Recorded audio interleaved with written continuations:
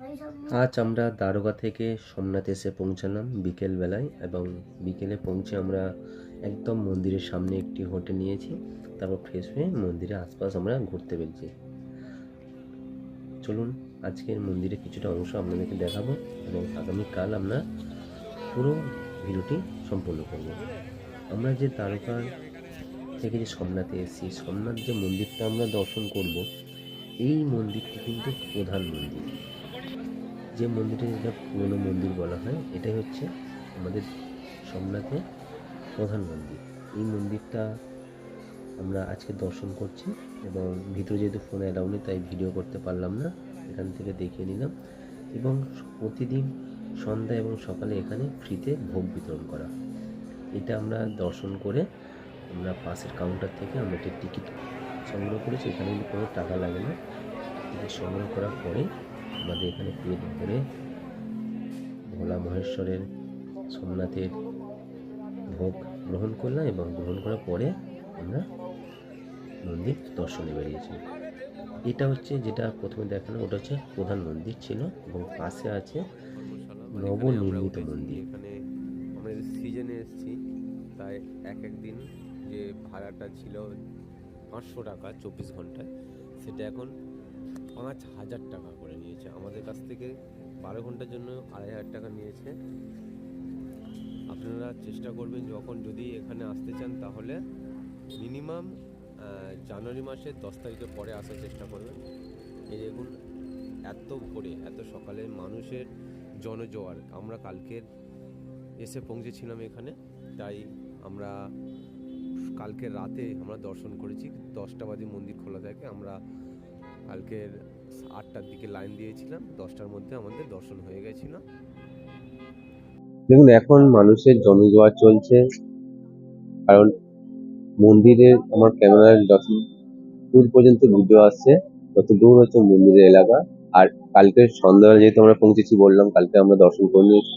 কালকে সন্ধ্যাবেলা কিন্তু এই যে মন্দিরের এলাকা পর্যন্ত পুরো একটা জায়গা মানুষের ফাঁকা ছিল না, পুরো ভর্তি ছিল।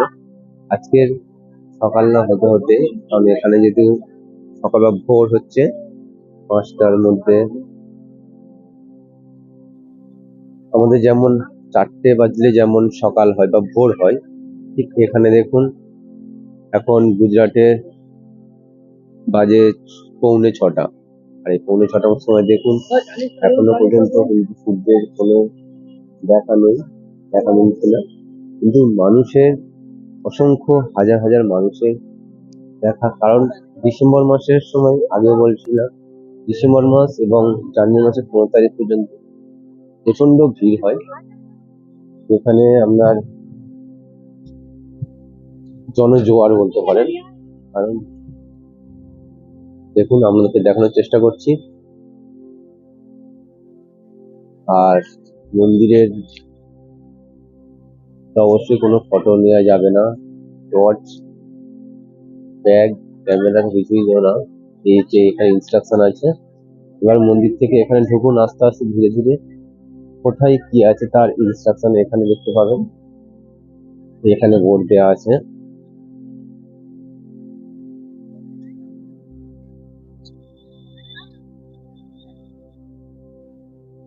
দেখুন সেই মন্দিরকে সামনের দিকে এগিয়ে যেতে হবে।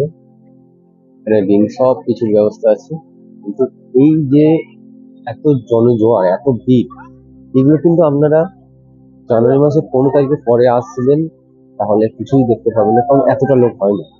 আমরা এসছি ঠিক একেবারে ডিসেম্বর মাসে আমরা বেরিয়েছিলাম। আর আজকের 27শে ডিসেম্বর, তাই এতটা ভিড়। এখানে অনেক মানুষের সাথে কথা বলে দেখেছি, বলছে জানুয়ারি মাসে যদি 15 তারিখের পরে আসেন তাহলে অনেকটা ফাঁকা পাওয়া যায়।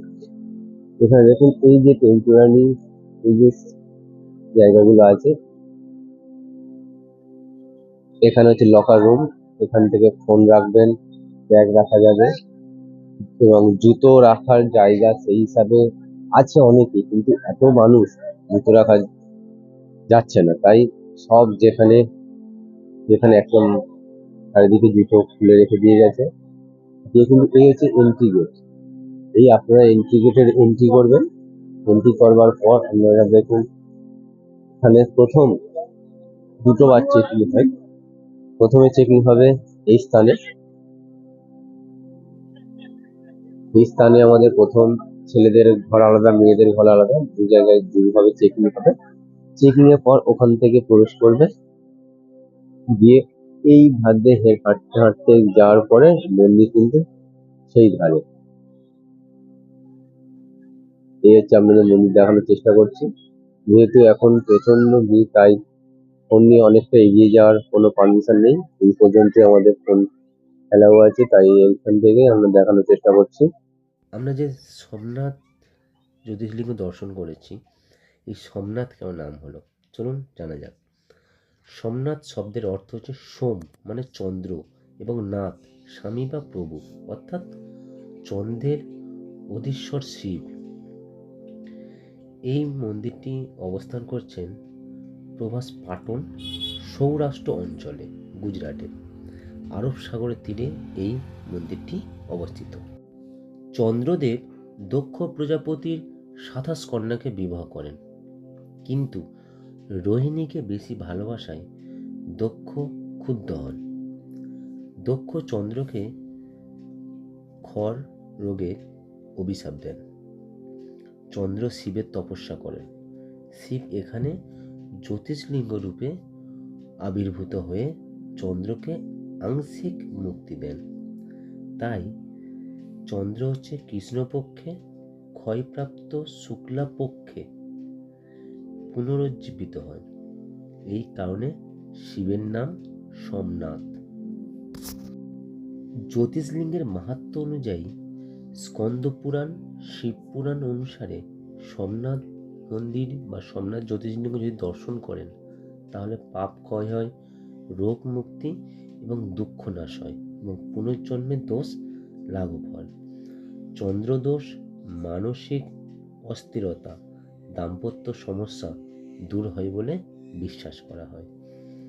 সোমনাথ মন্দিরে যদি ইতিহাস জানেন, এই সোমনাথ মন্দিরকে বলা হয় চির পুনর্জীবনের প্রতীক, কারণ বহুবার আক্রমণ ও ধ্বংস হয়েছে। মাহমুদ গজনী সহ বহু আক্রমণকারী লুট করেছে, তবুও প্রতিবার হিন্দু সমাজ মন্দির পুনর্নির্মাণ করেছেন। মোট প্রায় 17 বার ধ্বংস করেছিল বলে ঐতিহাসিকদের মত, কিন্তু এতবার ধ্বংসের পরেও মূল স্রোতে ফিরেছে আমাদের সোমনাথ মন্দির। যতবার ধ্বংস হয়েছে ততবার নতুন রূপে আমাদের সামনে এসছে। তাই আজকের ভিডিওতে দেখানোর চেষ্টা করছি সেই মন্দিরটি যেটি নবনির্মিত। আর এই সমুদ্রের ধারে যে সুন্দর প্রকৃতির যে মিলবন্ধন, সেটা আপনাদের সামনে তুলে ধরলাম।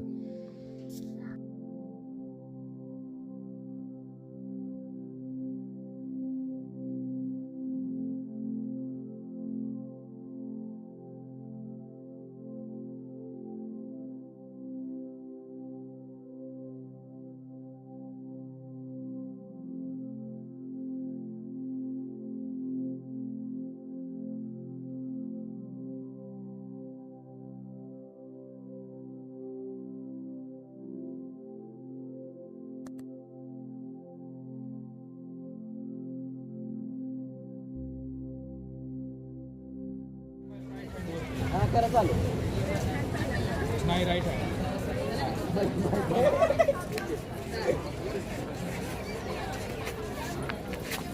सुमन जगड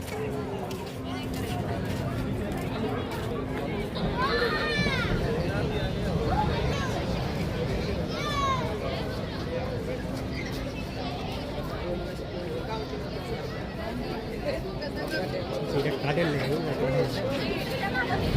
आगे निकला